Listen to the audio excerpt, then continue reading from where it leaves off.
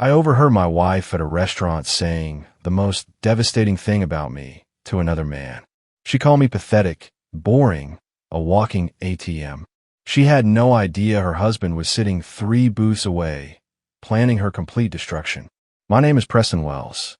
I'm 45 years old, and I run a logistics company that employs 63 people across 3 states. For 20 years, I built something from nothing, started with 1 truck and a dream, ended up with a fleet that could move mountains if you paid the freight costs.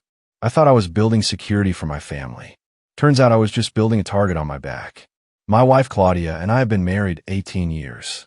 We have 2 kids, Daniel, who's 17 and getting ready for college applications, and Iris, our 14-year-old daughter who still thinks her old man hung the moon. At least, I hope she still thinks that after everything that's about to unfold. The night everything fell apart started like any other business dinner. I was at Romano's, this upscale Italian place downtown, trying to close a deal with a potential client from Memphis. Big contract, worth about $2 million in annual revenue if I could land it.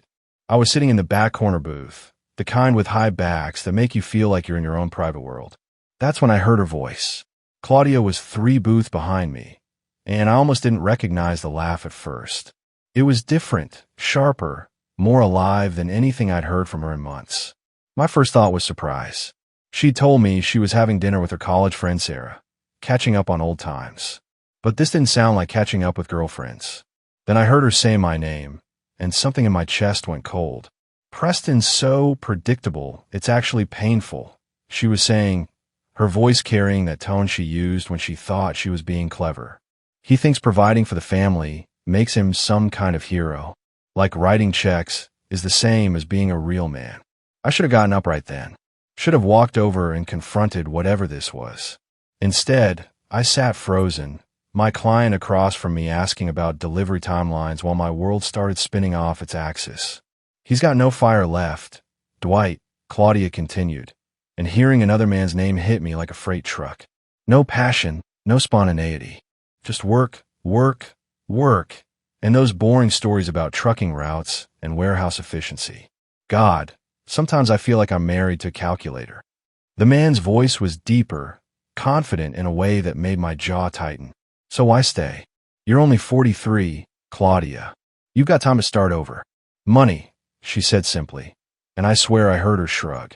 Preston's built a nice little empire, and once Daniel graduates and goes to college, I won't feel guilty about taking half of it. Dwight, this is the worst thing I've probably ever said about anyone, but my husband is basically just a financial safety net at this point. I'm counting down the days until I can cash out. That's when I knew I just overheard the worst thing my wife had ever said about me. And in that moment, sitting in that restaurant booth with my client still talking about shipping schedules, I made a decision that would change everything. She'd never see me coming. I somehow managed to finish the business dinner. Don't ask me how. My mind was spinning like a broken compass, but my mouth kept moving on autopilot.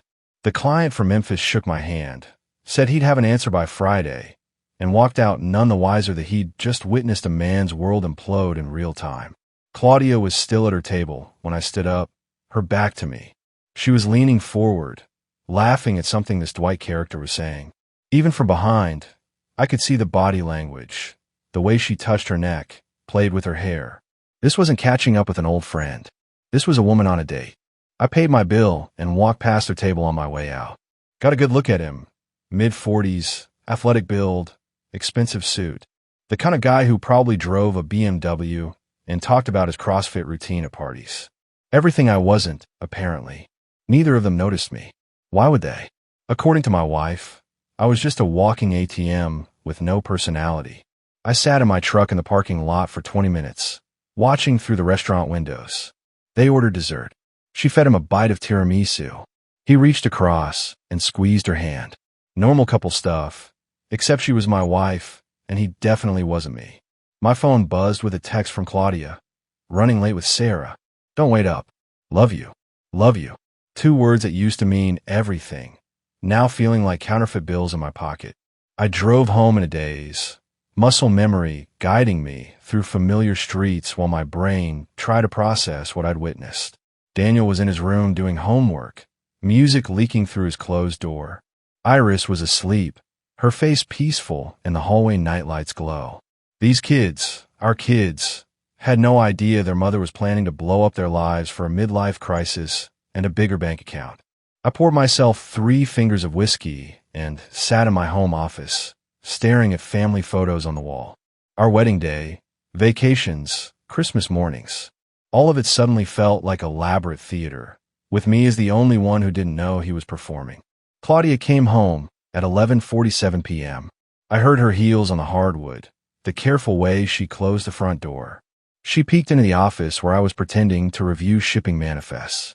"Hey, honey," she said, her voice artificially bright. "How was your dinner?" I looked up at her, this woman I'd shared a bed with for 18 years, and saw a complete stranger. "Productive," I said simply. "How was Sarah?" "Oh, you know Sarah." Claudia waved her hand dismissively. "Same old stories about her ex-husband and her terrible job. Poor thing never changes." The lie rolled off her tongue so smoothly, I almost admire the craftsmanship. "I'm heading to bed," she announced, already turning away. "Don't stay up too late with those reports." She kissed my forehead, a gesture that once felt loving, now felt like a consolation prize. After she left, I sat there for another hour, planning my next move. Because this wasn't over. This was just beginning. The next morning, I did something I'd never done in 20 years of marriage. I called in sick to work and follow my wife.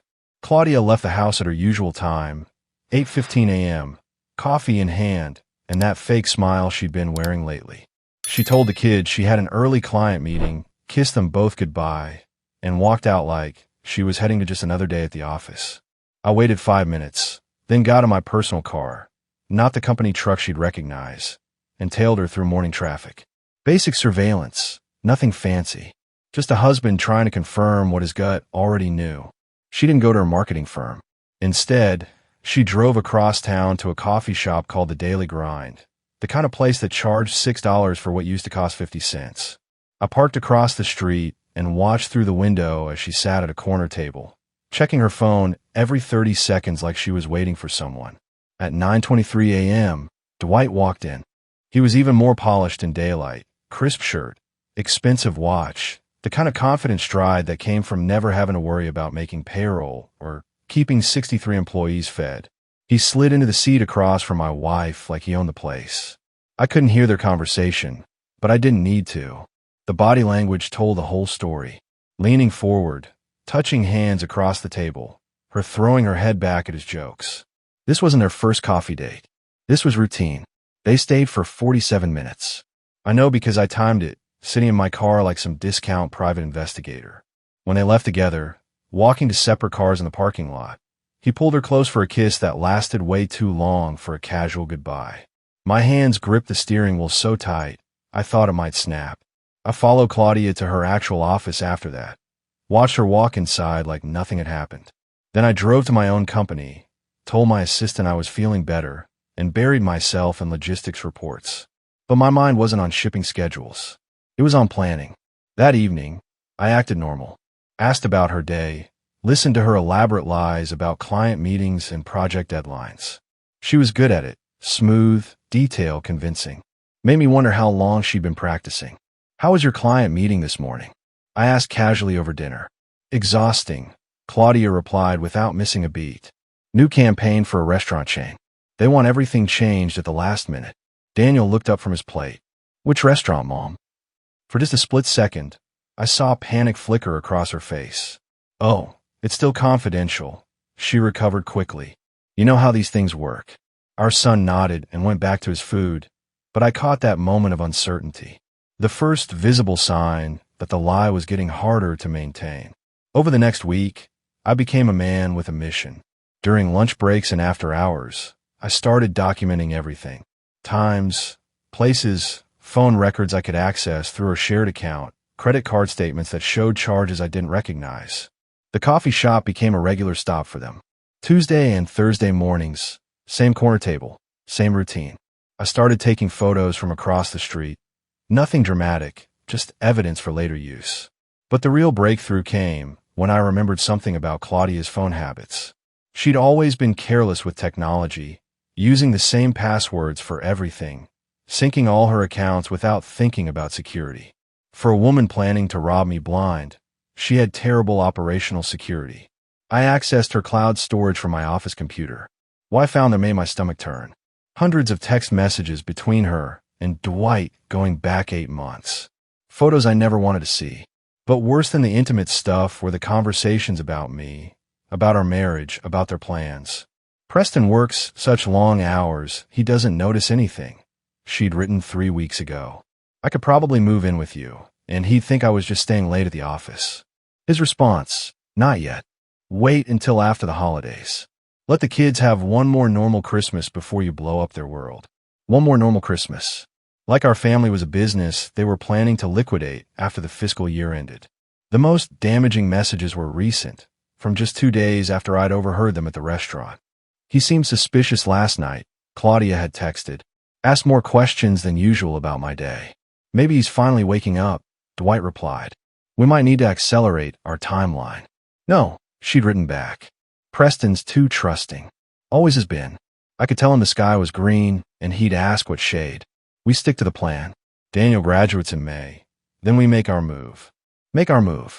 Like divorcing me was a chess game, and I was too stupid to see the board. I printed everything. Made copies. Stored them in a safety deposit box I opened at a bank across town. Then I called the best divorce attorney in the state, a woman named Rebecca Martinez who had a reputation for protecting men's assets when their marriages went south.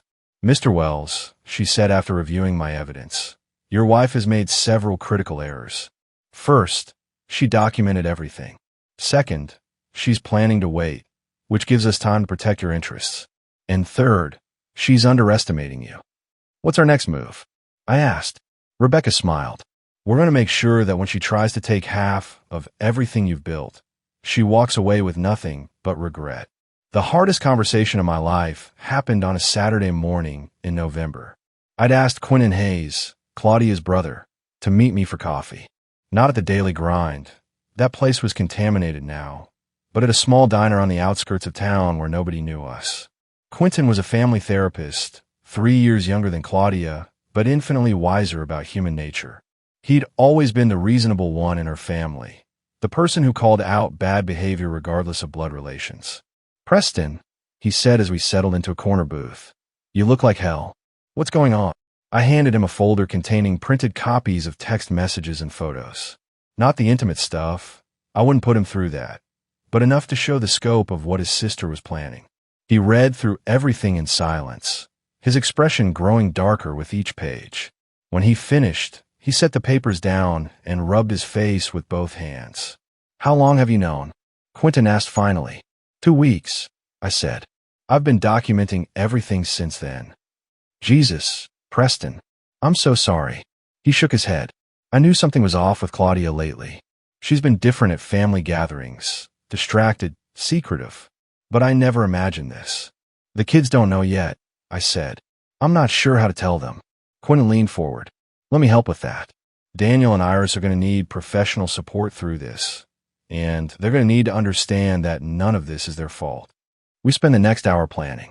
Quentin would gradually prepare the kids for difficult news without revealing specifics. He'd also help me identify the right moment to have the conversation.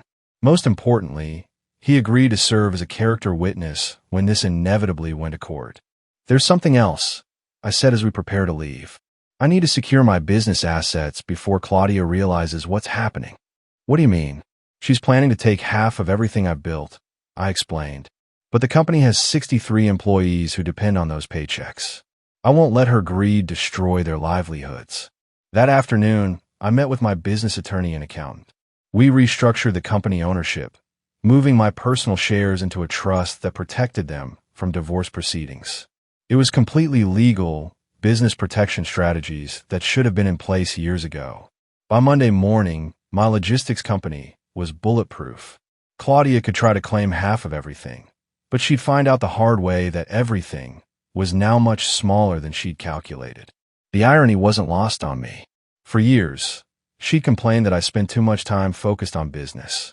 Now, that business focus was going to be her downfall. 3 weeks after discovering the truth, I made the decision that would change everything. It was a Tuesday morning, and Claudia was getting ready for another client meeting, which I now knew was code for breakfast with Dwight. She was humming in the bathroom, applying makeup with the kind of care she hadn't shown for me in months. Happy, content, completely unaware that her world was about to collapse. "I'll be late tonight," she called out, not even looking at me. "Big presentation for the restaurant chain. Might not be home until after 10. The restaurant chain that didn't exist. The presentation that was actually a dinner date with her boyfriend. "No problem," I said calmly. "I've got some late meetings myself." After she left, I sat in my truck in the driveway for a full 10 minutes, thinking about the phone call I was about to make. Once I did this, there was no going back. No reconciliation, no counseling, no working through her problems. This was a nuclear option, but she'd already chosen nuclear when she decided I was nothing more than a paycheck with legs. I called Rebecca Martinez. "I'm ready to file," I told her. "Are you sure, Mr. Wells? Once we serve her, she'll know you've been investigating." "I'm sure," I said, "and I want her served at her office, in front of her colleagues. I want everyone to know exactly who she really is." "That can be arranged," Rebecca said. "We'll have the papers ready by Thursday." That evening, I did something I hadn't done in months. I cooked dinner for my family. Real dinner, not takeout or something from the freezer. Grilled steaks, roasted vegetables, mashed potatoes from scratch. Daniel raised an eyebrow when he saw the spread. "What's the occasion, Dad?" he asked. "Can't a man cook for his family without an occasion?" I replied, but the truth was more complicated. This might be one of our last normal dinners together, and I wanted it to be memorable for the right reasons. Claudia came home at 10:47 p.m., claiming the presentation had run long. She barely touched the plate I'd kept warm for her, too busy checking her phone and smiling at messages I knew weren't from clients. "This looks wonderful," she said, but her tone was distracted, obligatory. "Sorry I missed dinner with everyone." "Don't worry about it," I said, watching her scroll through what were undoubtedly sweet nothings from Dwight. "There will be plenty of opportunities for family dinners in the future." She looked up at me then, maybe catching something in my tone, but I kept my expression neutral. Let her wonder. Let her think she was still in control of the situation. After 20 years of marriage, I'd become invisible to her. But invisible men see everything, and what I'd seen was going to destroy her carefully constructed fantasy. Thursday couldn't come soon enough. I was ready for her to finally see me again. The process server delivered the divorce papers to Claudia's office at 2:15 p.m. on a Thursday afternoon. I know the exact time because Rebecca called me immediately afterward. "It's done," she said simply. "Your wife has been served." I was sitting in my truck outside Daniel's school, waiting for his basketball practice to end, when my phone started ringing. Claudia's name flashed on the screen. I let it go to voicemail. Then she called again, and again. By the time Daniel jogged out to the parking lot, sweaty and exhausted from practice, I had 7 missed calls and a string of increasingly frantic text messages. "Where are you? Call me now. What the hell is this? You can't just disappear and ambush me like this." Daniel climbed into the passenger seat, glancing at my phone as another call came through. "Mom's really trying to reach you," he observed. "Yeah," I said, turning off the phone completely. "We'll talk to her at home." The drive back was tense. Daniel kept shooting me worried looks, clearly sensing that something major was happening. When we pulled into the driveway, Claudia's car was already there. She'd left work early, probably racing home in a panic. I found her in the kitchen, pacing like a caged animal, still clutching the legal documents. Her face was red, eyes wild with a mixture of rage and disbelief. "Preston," she started the moment she saw me. "What is this? Some kind of sick joke?" "No joke," I said calmly, setting my keys on the counter. "It's exactly what it looks like. You can't just file for divorce without talking to me first. We have problems, but we can work through them. This is insane." I looked at this woman who'd spent months planning to destroy our family, now acting shocked that I'd beaten her to the punch. "Like you were planning to work through them with Dwight?" I asked. The color drained from her face. For a moment, she looked genuinely surprised, as if she'd forgotten that actions have consequences. "I don't know what you think you know," she began, but I cut her off. "I know everything, Claudia. The coffee shop meetings, the texts, The plan's to wait until Daniel graduates, so you can take half of everything I've built. I know that you think I'm pathetic and boring, and that Dwight is more of a partner than I ever was. Her mouth opened and closed like a fish out of water. She'd been caught completely off guard, unprepared for a fight she thought would happen on her timeline. "Where are the kids?" she asked suddenly, apparently realizing that Daniel and Iris weren't around. "Quentin picked them up," I said. "They're spending the night at his place while we sort this out. You told my brother about our personal business. Your brother deserved to know that his sister was planning to blow up 2 families for a midlife crisis." That's when the tears started, not genuine emotion, but calculated performance. The same routine she'd probably used to manipulate me for years. "Preston, please," she said, reaching for my arm. "We can fix this. I made a mistake, but we can get through it together." I stepped back, avoiding her touch. "No, Claudia, we can't, because this wasn't a mistake. This was a plan, and now I have my own plan." For the first time in our marriage, she looked at me with something resembling respect. Not love, not affection, but the recognition that she was no longer dealing with the pushover she'd married. She'll never see me the same way again, I thought, watching her process the reality of her situation. And honestly, that felt exactly right. The conversation with Daniel and Iris happened 2 days later, on a Saturday morning at Quentin's office. I'd wanted neutral ground, somewhere safe where they could process their emotions without feeling trapped. Daniel sat in the chair closest to me, 17 years old, and trying to act like an adult, even though I could see the scared kid underneath.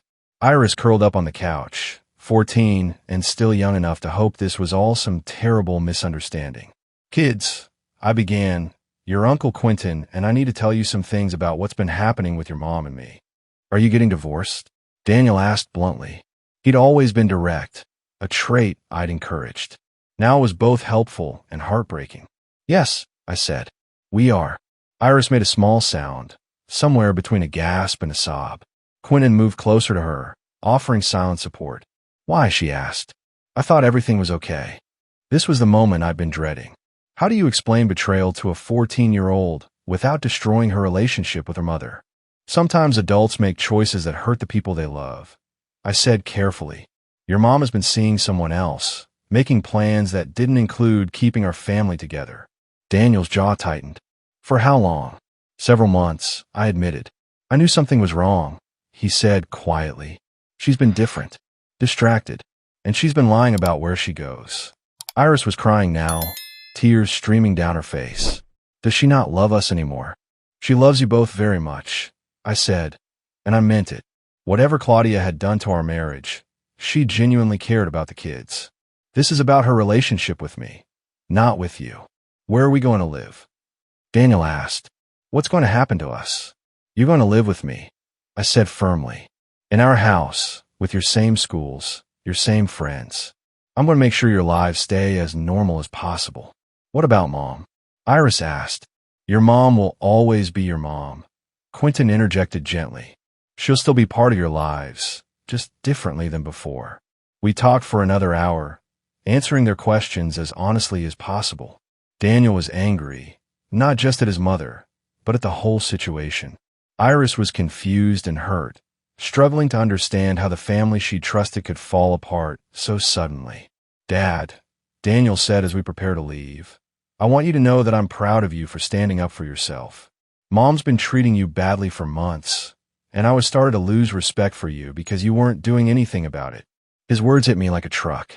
My own son had been watching me accept disrespect, had been losing faith in me because I'd been too trusting, too passive. "I should have acted sooner," I admitted. "Maybe," he said, "but you acted when it mattered. That's what counts." Iris hugged me fiercely as we walked to the car. "I love you, Daddy," she whispered. "I love you too, sweetheart. Everything's going to be okay." And for the first time in months, I actually believed that might be true. 3 months later, the divorce was finalized in a courtroom that felt more like a business meeting than the end of an 18-year marriage. Claudia sat across the room with her attorney, looking smaller somehow, defeated in a way I'd never seen before. Her relationship with Dwight had imploded within weeks of the divorce filing. Apparently, when faced with the reality of an actual relationship instead of a fantasy affair, He'd decided she was too much drama for his taste. The man who'd promised to be her partner had vanished the moment things got complicated. Claudia's attorney had tried every angle to get more money, but Rebecca had been thorough. The business protections held. The asset transfers were legal and binding. In the end, Claudia walked away with her car, her personal belongings, and a modest settlement that would cover basic living expenses for about 2 years if she was careful. Mr. Wells, the judge said, "You've been awarded primary custody of both minor children, with standard visitation rights for Mrs. Wells. The property division stands as agreed upon by both parties." I nodded, feeling a mixture of relief and sadness. This wasn't how I'd wanted our story to end, but it was the ending her choices had written. After the hearing, Claudia approached me in the courthouse hallway. She looked older, worn down by months of legal battles and public embarrassment.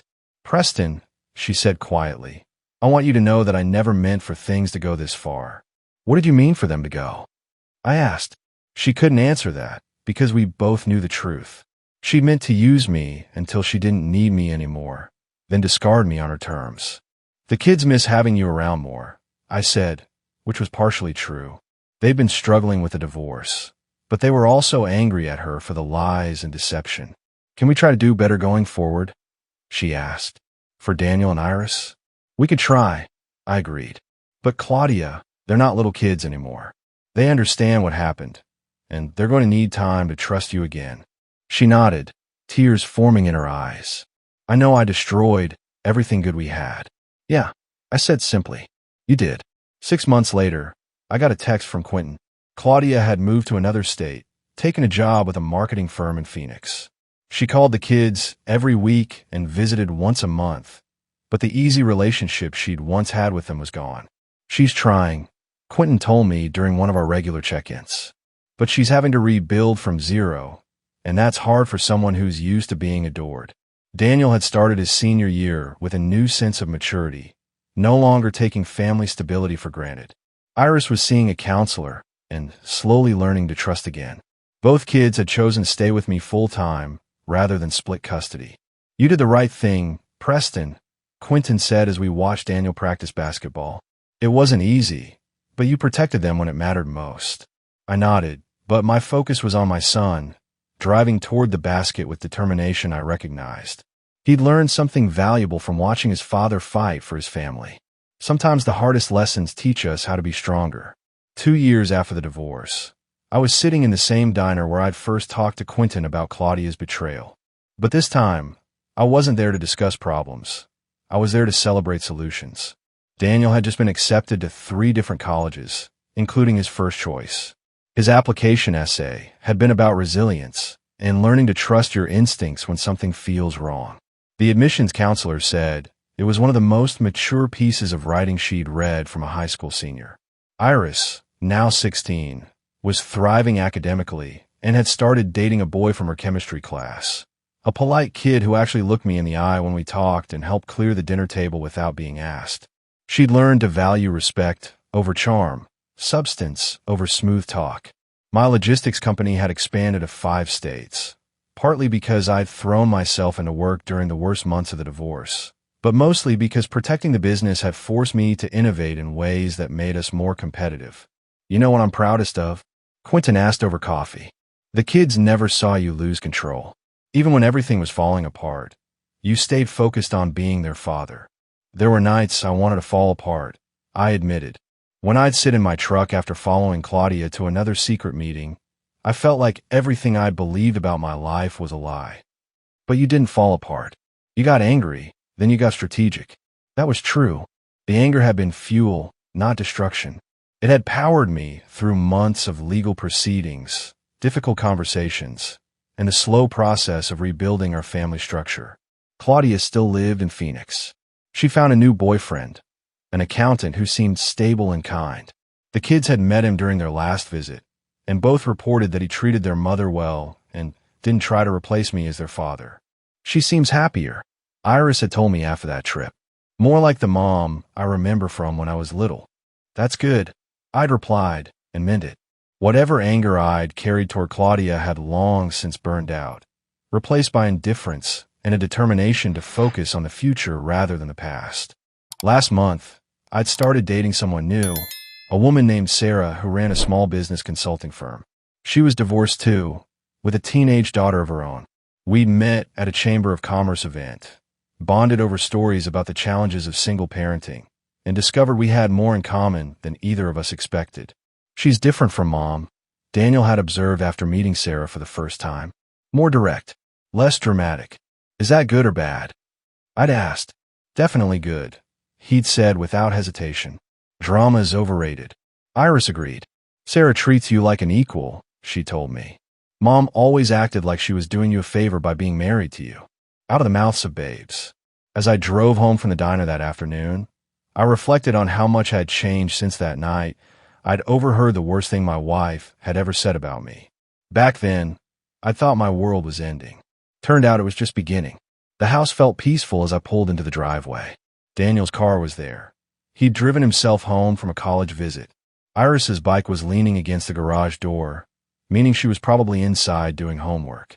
My family was smaller now, but it was also stronger, built on truth instead of lies, respect instead of convenience, and love that didn't require anyone to pretend to be someone they weren't. I'd learned something valuable in that restaurant booth 2 years ago. Sometimes the worst thing someone can say about you is also the most liberating, because once you know where you really stand, you can finally decide where you want to go.